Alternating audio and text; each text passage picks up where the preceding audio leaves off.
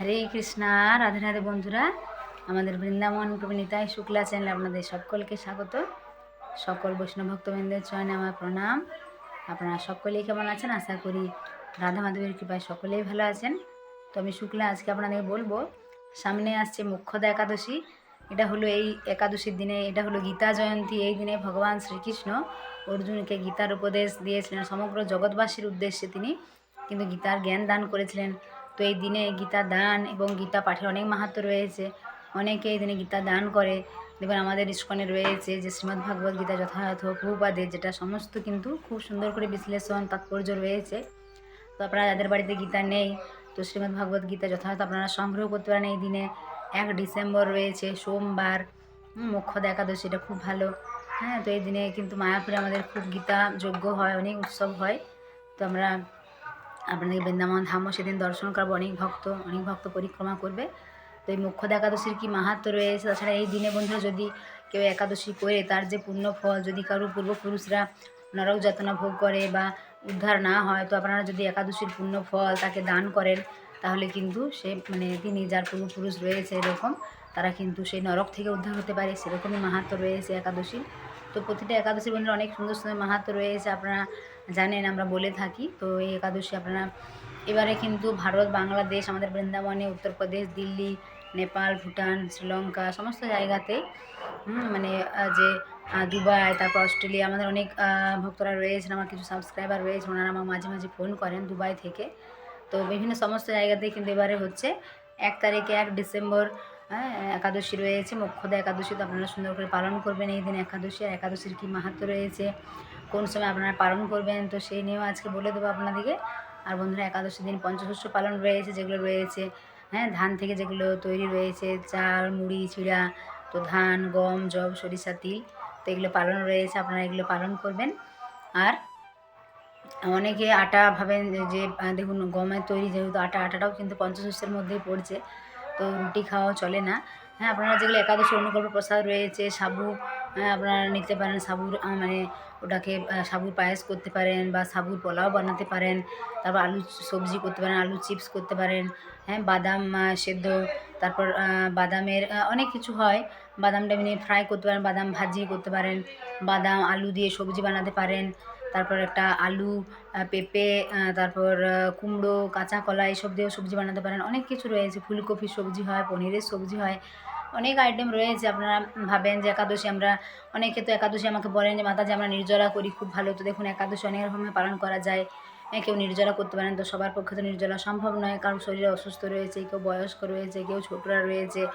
তো সেজন্য আপনারা কী করবেন, যারা নির্জলা পারবেন না, তারা ফল নিতে পারেন, ভগবানকে বিভিন্ন ধরনের ফল নিবেদন করে ফল ভোগ লাগিয়ে ফল প্রসাদ পেতে পারেন। যারা তাও পারবেন না, তারা অনুকল্প প্রসাদ, বিভিন্ন সবজি রয়েছে যেগুলো একাদশীর, সেই সবজিগুলো বানিয়ে ভগবানকে ভোগ নিবেদন করে প্রসাদ পেতে পারেন। অনেক সুন্দর সুন্দর আপনারা দেখবেন, অনেক মাতাজিরা, প্রভুজিরা রয়েছেন যারা ভগবানের যে রন্ধন দেখান ইউটিউবে, তো সেগুলো আপনারা দেখতে পারেন। একাদশী সুন্দর সুন্দর রেসিপি, আমরা একাদশী দিন অনেক কিছু আইটেম করে থাকি, আপনারা দেখেছেন। আমাদের এখানে কার্তিক মাসে এত ভক্তবৃন্দরা এসেছিলেন, তখন তো 2টো একাদশী পড়েছিল। তো ওনারা বলছিলেন যে মাতাজি, 1-2 জন হয়তো করতেন, আর কিছু মাতাজি প্রভুজিরা করতেন, একাদশী করেন না, তারাও বললেন যে অনেক সুন্দর প্রসাদ, একাদশী তো করাই যায়, অনেক ভালো। তো এখন বন্ধুরা, আপনাদেরকে যে একাদশীর এই রয়েছে মোক্ষদা একাদশীর যে মাহাত্ম্য, তো এই দিনে ভগবান শ্রীকৃষ্ণ কিন্তু অর্জুনকে গীতার উপদেশ দিয়েছিলেন। দেখুন কত সুন্দর, তাই না?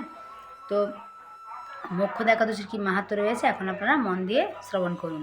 যুধিষ্ঠির বললেন, হে বিষ্ণু, আপনাকে আমি বন্দনা করি।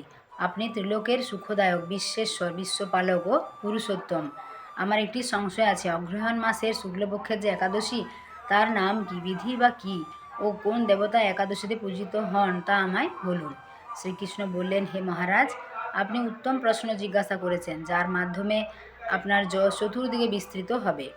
এখন এই একাদশীর কথা আমি আপনাকে বর্ণনা করছি, যা শোনা মাত্রই বাজপেয় যজ্ঞের ফল লাভ হয়। অগ্রহায়ণ মাসের শুক্লপক্ষের একাদশী মোক্ষদা নামে পরিচিত। সর্বপাপ নাশিনী ও ব্রত মধ্যে সর্বশ্রেষ্ঠা এই একাদশীর দেবতা শ্রী দামোদর। তুলসী মঞ্জরি, ধূপ, দীপ ইত্যাদি উপচারে শাস্ত্রবিধি অনুসারে শ্রী দামোদরের পূজা করতে হবে। পূর্ব বর্ণিত বিধি অনুসারে দশমী ও একাদশী পালন করতে হবে। এই উপবাস দিনে স্তব, স্তুতি, নৃত্য, গীত আদি সহ রাত্রি জাগরণ করা কর্তব্য। হে মহারাজ, প্রসঙ্গক্রমে একটি অলৌকিক কাহিনী আমি বলছি, মনোযোগ দিয়ে। ইতিহাস শ্রবণ মাত্রই সর্বপাপ ক্ষয় হয়। যে পিতৃপুরুষেরা নিজ নিজ পাপে অধোজনি প্রাপ্ত হয়েছে, এই ব্রত পালনের পুণ্য ফল বিন্দুমাত্র তাদেরকে দান করলে তারাও মুক্তিলাভের যোগ্য হন। কোনো এক সময় মনোরম চম্পকনগরে বৈখানস নামে এক রাজা ছিলেন। তিনি ছিলেন সমস্ত বৈষ্ণব সদ্গুণে বিভূষিত। প্রজাদের তিনি পুত্রের মতো পালন করতেন। তার রাজ্যে বহু বেদজ্ঞ ব্রাহ্মণ বাস করতেন। রাজ্যের সকলেই ছিল বেশ সমৃদ্ধশালী। একবার রাজা স্বপ্নে দেখলেন যে তার পিতা নরকে পতিত হয়েছেন। তা দেখে তিনি অত্যন্ত বিস্মিত হলেন। পরদিন ব্রাহ্মণদের ডেকে বলতে লাগলেন, হে ব্রাহ্মণগণ, গত রাত্রিতে স্বপ্নে নরক যাতনায় পিতাকে কষ্ট পেতে দেখে আমার হৃদয় বিদীর্ণ হচ্ছে। তিনি আমাকে লক্ষ্য করে বলতে লাগলেন, হে পুত্র, তুমি আমাকে নরক সমুদ্র থেকে উদ্ধার করো। তার সেই অবস্থা দেখে আমার অন্তরে সুখ নেই। আমার এই বিশাল রাজ্য, স্ত্রী, পুত্র, কিছুতে আমি শান্তি পাচ্ছি না। কি করি, কোথায় যাই, কিছুই বুঝে উঠতে পারছি না। আমার পূর্বপুরুষেরা মুক্তিলাভ করতে পারেন এমন কোনো পুণ্যব্রত, তপস্যা ও যোগের কথা আমাকে উপদেশ করুন, আমি তা অনুষ্ঠান করব।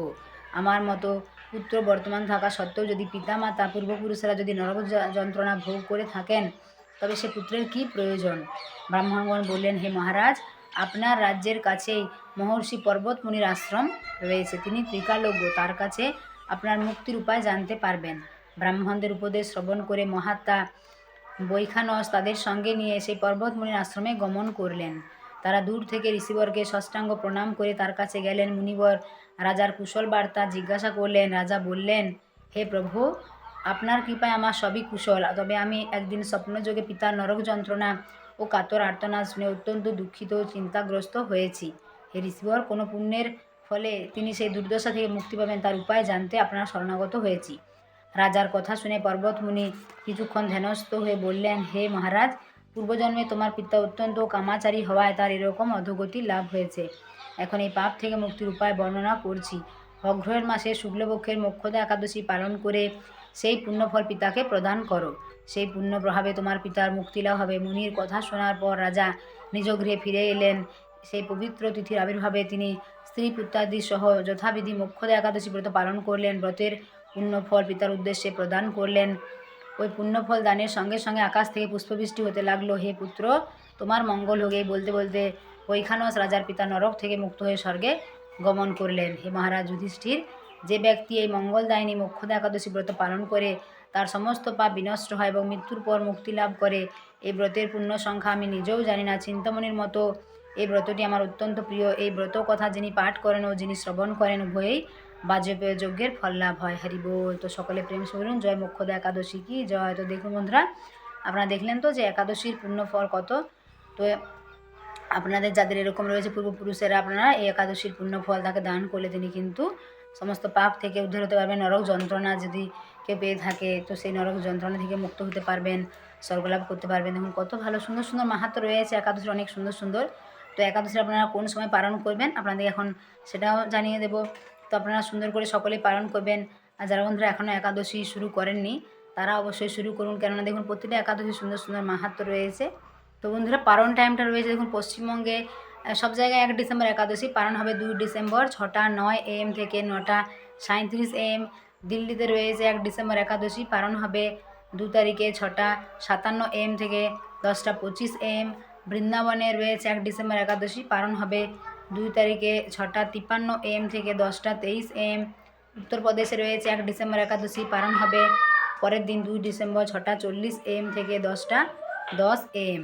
তো এরকম রয়েছে। এছাড়াও বন্ধুরা বাংলাদেশে রয়েছে 1 তারিখে একাদশী, সেখানে পালন হবে 6টা 33 AM থেকে 9টা 53 AM। আরও অনেক জায়গা আপনাদেরকে বললাম যে দুবাই থেকে কিছু ভক্তবৃন্দরা আমাদের ফোন করেন।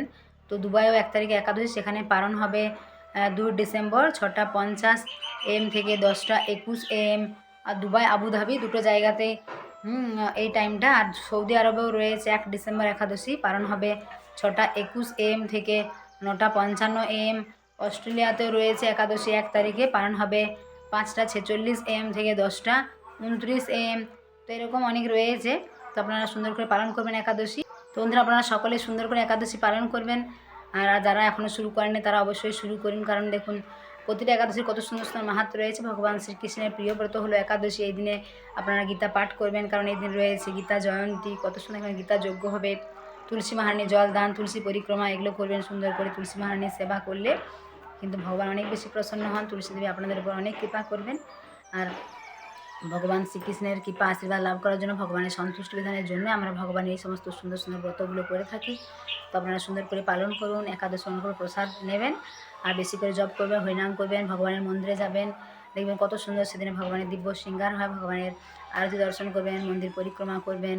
তো সকলের সঙ্গে ভালো ব্যবহার করবেন, সকলে মানে ভালো থাকবেন, সুস্থ থাকবেন। আর যারা বন্ধুরা আমাদের চ্যানেল নতুন তারা অবশ্যই আমাদের চ্যানেলটিকে সাবস্ক্রাইব করবেন। যারা বৃন্দাবনে আসতে চান যোগাযোগ করুন, এখানে থাকা 3 টাইম বাঙালি প্রসাদ দর্শনের সুব্যবস্থা রয়েছে। সকলে প্রেম সে বলুন হরি বল, রাধে রাধে।